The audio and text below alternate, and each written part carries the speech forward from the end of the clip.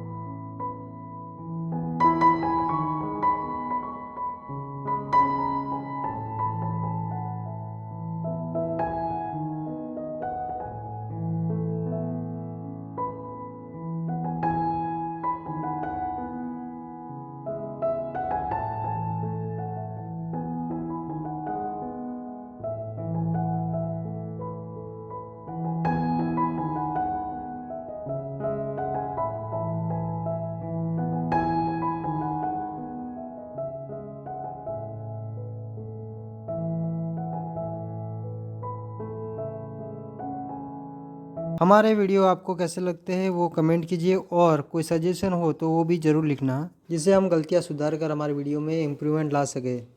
जिस तरह हमारे एक व्यूअर ने वीडियो में कमेंट किया था, ब्रो कैमरा को लैंडस्केप करके बनाओ, जो हमें सही लगा, और उसके बाद के सभी वीडियो हमने लैंडस्केप में बनाए हैं। सजेशन देने के लिए बहुत बहुत शुक्रिया भाई आपका।